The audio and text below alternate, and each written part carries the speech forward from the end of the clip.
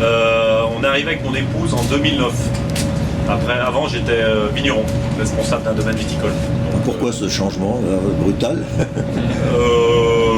L'opportunité de pouvoir reprendre une entreprise familiale. Donc aujourd'hui, voilà, ma femme est la présidente de l'entreprise. Mon frère, vous allez voir, on est co-directeurs tous les deux. Et puis, se donner des challenges. Et puis, beaucoup de... entre le milieu du vin et le milieu du pain, on a énormément de choses en commun. Des fermentations, enfin, beaucoup de choses qui... voilà, un produit qu'on partage. On partage une bouteille de vin, on partage aussi un morceau de pain. Donc, tout ça est lié. Et puis, une source agricole aussi. Hein, je suis quand même fils de paysan. Donc, c'est ce qui donne aussi envie aussi de faire ce métier. Les différentes étapes, d'abord ça commence par le nettoyage du blé. On le nettoie, on enlève toutes les impuretés, les cailloux, tout ça, on le mouille et on le laisse reposer 24 heures. L'étape suivante, c'est le lendemain, on écrase le blé. Et le blé en lui-même, comment ça se passe, c'est qu'il est écrasé une fois, il monte en haut du moulin, il est tamisé et après ça me le trie en fonction de la grosseur et de la granulométrie. Et là, à cette étape-là, est-ce que déjà on va avoir différentes variétés de farine ou... Non, c'est toute la même variété de farine, sauf qu'on sort de la farine à chaque étape de broyage. Voilà. Okay. Donc une fois le blé broyé, après qu'est-ce qui se passe? Après il est conditionné. Il est écrasé, tamisé, on sort un petit pourcentage de farine à chaque étape de la mouture et après au final ma farine elle est stockée dans un silo. Tout dépend. Après elle est conditionnée en sac de 25 kg. Conditionnée en sac de 25 kg, d'accord. Voilà. Et vous la stockez On la stocke sur palette. Ok. Voilà. De farine, si on a des machines pour analyser juste le poids spécifique et l'humidité. Voilà. Et après, tous les 15 jours, on fait des analyses en laboratoire de panification. Voilà, un laboratoire indépendant. Voilà. Il nous fait analyse de panif, on regarde dessus tout ce qui est les taux de protéines, les W. Et on reçoit une analyse donc tous les 15 jours. Tous les 15 jours, on envoie un échantillon sur l'ensemble des farines. Et tous les 15 jours, on a un résultat pour voir si on est régulier en termes de qualité des farines. Le plus gros travail est quand même sur la première partie, l'achat des blés. Donc on travaille avec des collecteurs qui sont avec qui on a confiance, c'est-à-dire on travaille sur du long terme, mais aussi voilà, il n'y a pas un jour ils vont nous vendre un blé de mauvaise qualité, quoi. L'objectif c'est qu'ils nous vendent un blé régulier toute l'année pour que nous aussi on puisse être régulier toute l'année. Donc tu as un intermédiaire.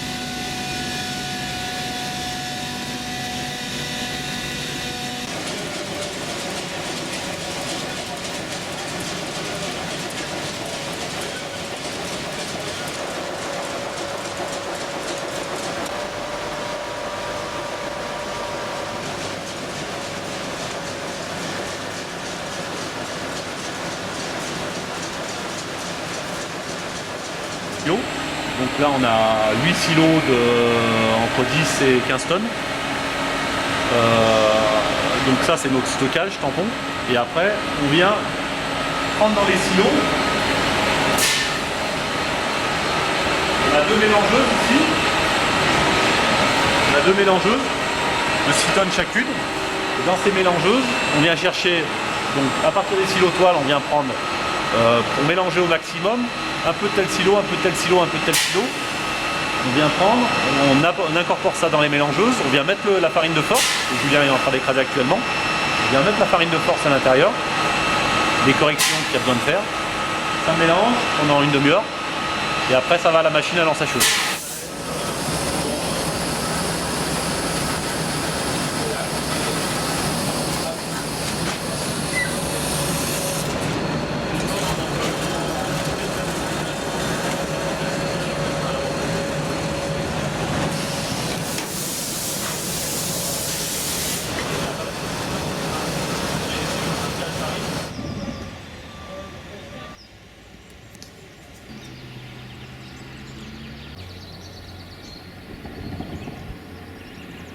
Oui. C'est une reconversion tardive, mais c'est une vocation depuis toute petite, parce que depuis toute petite, je voulais faire un métier, soit dans la pâtisserie, soit dans la boulangerie, en tous les cas, dans une boutique qui vend du pain et des gâteaux, quoi qu'il en soit. Enfant, avec mes parents, j'allais chaque samedi matin acheter le pain, une fois par semaine, chez Monsieur Ajax à Céron, dans notre village, où on avait une propriété. Et donc chaque samedi, on allait chercher notre pain à 13h30 après l'école. À l'époque, on avait l'école le samedi matin. Et l'odeur, quand je rentrais chez Monsieur Ajax, c'était quelque chose qui me transportait, l'odeur. C'est une image qui est dans ma tête, une odeur qui est dans ma tête, et je ne peux pas m'en défaire. Et c'est vraiment un recoin douillet de mon enfance. Donc c'est pour ça que je crois, pour moi, c'est vital finalement de faire la boulangerie. C'est ce que je retrouve en fait chaque jour. En 2006, j'ai commencé à vendre du pain sur les marchés parce que vraiment c'est quelque chose qui me tenait à cœur. Et en 2010, on a passé de CAP en 2010 pour moi, en 2011 avec Franck. Et donc on a ouvert notre boulangerie en 2011 à la fin de la formation de Franck. D'accord. C'est les rencontres avec nos fournisseurs déjà. C'est quelque chose de très important d'avoir un contact avec celui qui va nous vendre du blé, celui qui va nous vendre des œufs, celui qui va nous vendre du beurre. On a aussi quelques grossistes, mais c'est toujours déjà une première rencontre de sélection. Celui qui va nous envoyer, par exemple, les agrumes de Corse, qui est venu quelques fois nous rencontrer à la MAP. Ils ont une telle passion déjà de leur métier à eux, comment ne pas transmettre cette passion-là et comment pas transformer ces produits de personnes qu'on connaît finalement. Pour certains qui sont clients chez nous, finalement, les pommes de chez Michalet par exemple, on a la famille Michalet qui vient se servir chez nous, et donc on a des échanges sur les intempéries, sur la famille, sur en fait tout ce qui fait sur le goût de leurs produits, sur un produit qui est plus ou moins une année bon ou plus ou moins réussi. On a ces deux choses, c'est la rencontre, on vient acheter du pain pour la rencontre, c'est-à-dire raconter la dernière du village, ou raconter une anecdote de sa vie, ou venir échanger et être moins seul. Beaucoup de personnes âgées viennent à nous parce qu'ils rompent la solitude, surtout en ville, presque plus qu'à la campagne. Ça, c'est une chose. La deuxième chose, après, c'est l'aspect, en ce qui nous concerne, on s'est spécialisé sur des produits hyper santé, et on a quand même beaucoup d'échanges aussi avec la qualité du produit qu'on propose. Il y a une résistance qui s'organise, et une résistance du retour du bon pain. Steven Kaplan, un des écrivains autour du pain, a écrit plusieurs ouvrages dans les années 80-90 sur le retour, et 2000 d'ailleurs, il a continué ses écrits en 2000, sur le retour du bon pain en France. Il y a aujourd'hui, il y a une réalité sur le retour et la recherche à nouveau de faire du pain pour le lien, pour le réseau quotidien, pour le social, aussi pour la qualité du produit.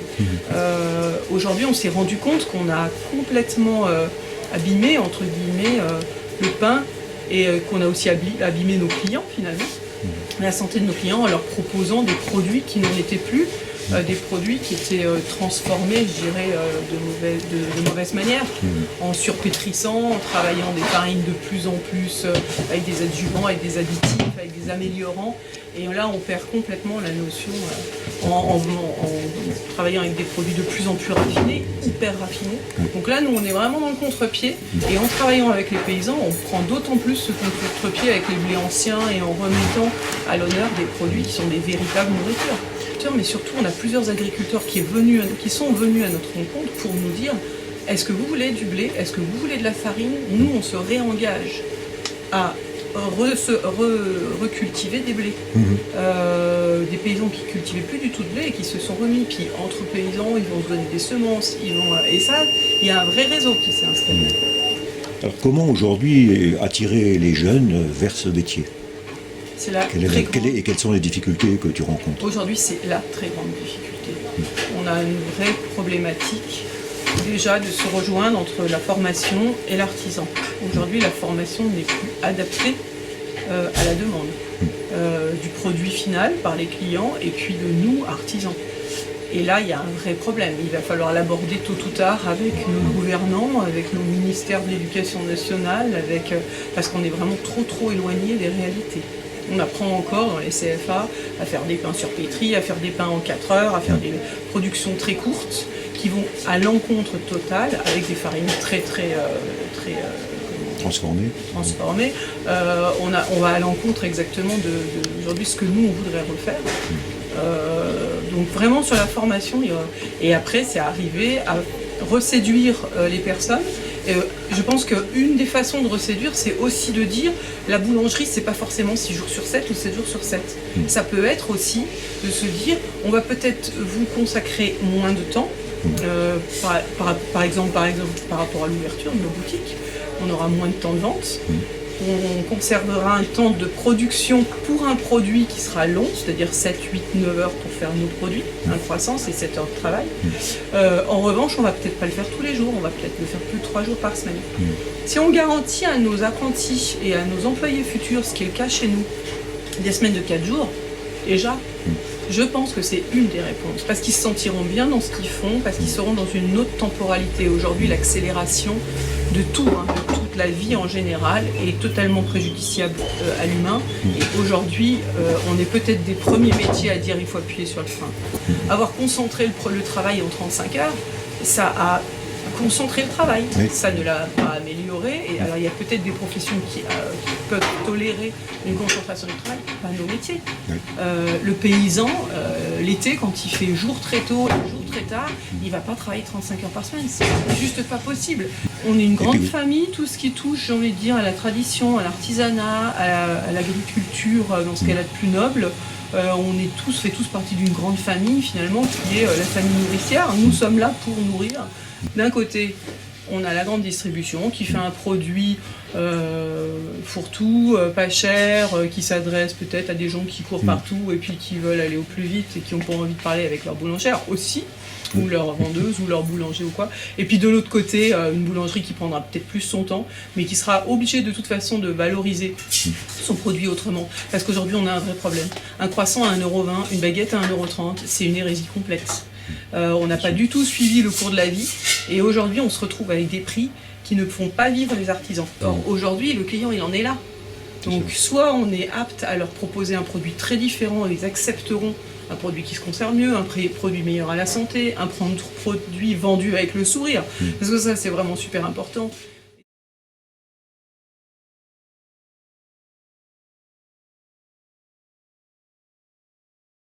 Alors, moi j'ai commencé en apprentissage à 15 ans, en 1995. J'ai fait 3 ans d'apprentissage, 4 ans d'apprentissage en boulangerie, 2 ans en pâtisserie. Et puis à l'âge de 23 ans, s'est installé à Saint-Romain, ce qui fait 20 ans aujourd'hui. La boulangerie, c'est un métier qui évolue tout le temps. Quand j'ai commencé, par exemple, on ne faisait pas de baguettes de tradition. C'est quelque chose qui est venu après.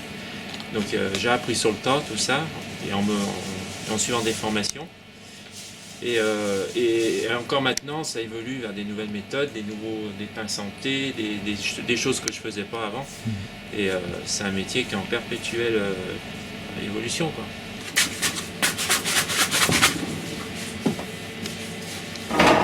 Voilà, on va laisser reposer une demi-heure comme ça. Voilà, c'est la baguette qui a été classée au patrimoine de l'UNESCO, c'est celle-là, la tradition. C'est une reconnaissance du métier, quand même. Je sais pas. Non. Je sais pas, on sait pas trop quoi en penser. C'est pas parce qu'elle est à l'UNESCO qu'on trouvera le meilleur pain. Je pense pas que ça... Ouais, c'est ça. Alors combien de baguettes vous faites par jour à peu près? Alors de la tradition, on a à peu près sur une centaine. Et la baguette classique, un peu moins. On est à peu près 60 baguettes par jour. D'accord. Enfin, moi, je travaille sur une méthode, on dit en faible ensemencement, c'est la méthode Respectus Panis. Il y a une très longue fermentation à 18-20 degrés, une vingtaine d'heures. Ça fait que ça développe beaucoup plus les arômes.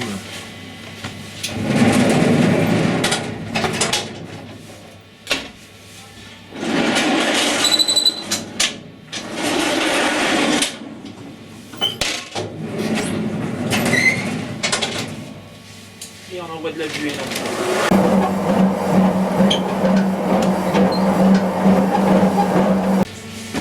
On appelle ça les pains complets en méthode inversée. Méthode inversée. Méthode inversée.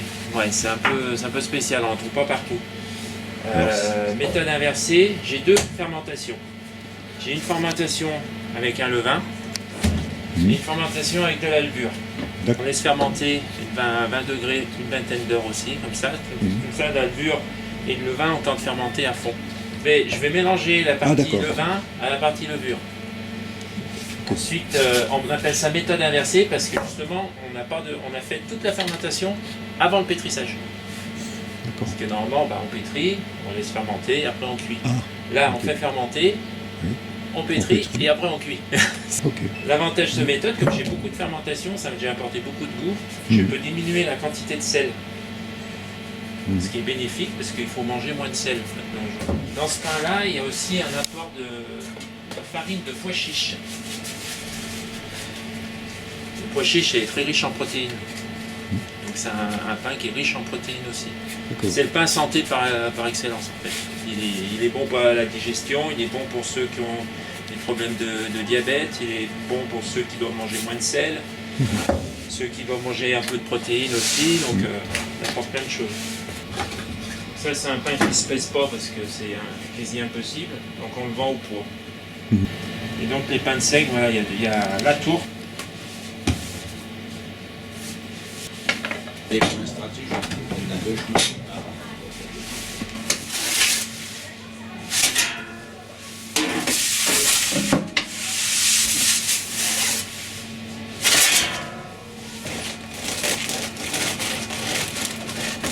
On voit bien toutes les alvéoles, ça c'est signe d'une bonne fermentation. Quand il y a et surtout, c'est quand on voit, je pense on y verra à la caméra, et quand elles sont nacrées comme ça, c'est que la fermentation était prise juste à temps. Enfin, quand on les a façonnées juste à temps. Alors là, c'est donc le pain complet. Complet. Je prendrai les plans, moi,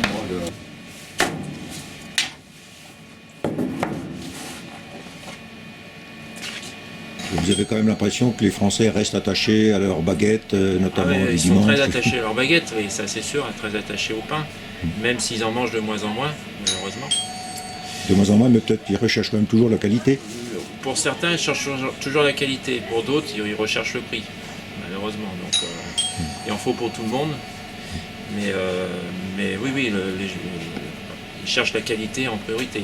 Les clients sont beaucoup plus exigeants qu'avant. S'ils savent que l'artisan ne fabrique pas tout ou fait de la mauvaise qualité, ils vont pas y aller. Ce qui passionne le plus, c'est justement qu'on apprend tout le temps. Ça fait plus de 20 ans maintenant que je suis dans ce métier et j'apprends encore. J'ai l'impression de rien savoir parce qu'on ouvre une porte, ça en ouvre 10 derrière et au niveau de la technologie aussi, il y a énormément à apprendre puisque toute la technologie a évolué. Au niveau de la nutrition aussi, on ne nous a jamais appris de la nutrition à l'école, on apprend aussi. Donc voilà, quand on est soif d'apprendre, ça ne se finit jamais. Il faut se battre, il faut communiquer surtout. Il faut surtout communiquer, expliquer, prendre le temps d'expliquer aux clients, qui est un petit peu perdu dans tout ce monde de la boulangerie, entre les grandes surfaces, les chaînes de boulangerie, on ne sait plus faire la différence entre un artisan, entre une chaîne. Donc il y a beaucoup d'éducation à faire. Et, donc oui, c'est un combat de tous les jours. J'ai un Gabin qui est un apprenti qui va passer son CAP cette année et qui va continuer l'année prochaine en BP. Donc je suis bien content qu'il continue parce que c'est quelque chose... il a beaucoup plus à apprendre et encore plus se faire plaisir. C'est là qu'il va commencer à découvrir le vrai métier parce que c'est pas en 2 ans en 2 ans on survole, après on approfondit. Et c'est en approfondissant que la passion arrive. Donc il y a encore des jeunes qui ont la vocation. Les jeunes, ils ont beaucoup. Oui, moi je trouve qu'il y a des jeunes qui ils ont la vocation. Le problème vient aussi des écoles dans l'apprentissage où il y a beaucoup à revoir. La pratique, elle n'a pas évolué. Ce sont des programmes que moi j'ai passés il y a plus de 20 ans en arrière. Ils n'ont pas évolué avec la boulangerie justement. La boulange évolue tout le temps, mais la formation n'a pas évolué. Donc c'est fait que ça les motive pas, les jeunes. Ils sont pas. Et puis il y a des contraintes aussi, peut-être des contraintes du travail. C'est quand même un travail assez. Alors ça difficile. c'est vachement amélioré là. Maintenant, chez moi, les apprentis ne travaillent pas le dimanche. On ne travaille pas de nuit non plus. On commence à 6 heures. Donc c'est ce côté-là. Il y a quand même plus de jours de repos, D'accord. Parce que c'est souvent la question de la conciliation entre le travail et puis la vie personnelle, la vie familiale. Quand on est à son compte, oui. Mais aujourd'hui, un ouvrier, il peut très bien avoir une vie sociale comme les autres, quoi. L'avenir est bon pour ceux qui se remettent en question, qui se forment, qui cherchent à faire du genre de la meilleure qualité. Et l'avenir est moins bon pour les artisans qui restent ancrés dans ce qu'ils font depuis toujours. L'évolution au niveau des artisans, il y en aura de moins en moins, malheureusement. Il y aura de plus en plus de chaînes, mais ceux qui resteront, ce seront vraiment des bons artisans. Et l'avenir dans nos villages aussi, je ne le vois pas très joli, parce que les boulangeries de village ont tendance à disparaître. Pas que les boulangeries d'ailleurs. Pas que les boulangeries, mais le problème est aussi, c'est que l'artisan qui est dans le village, bien souvent, il vit sur ses acquis et n'évolue pas. Donc il faut des deux, quoi. On dit souvent que c'est les clients qui ne jouent pas le jeu, mais si l'artisan ne joue pas le jeu non plus, ça ne peut pas fonctionner.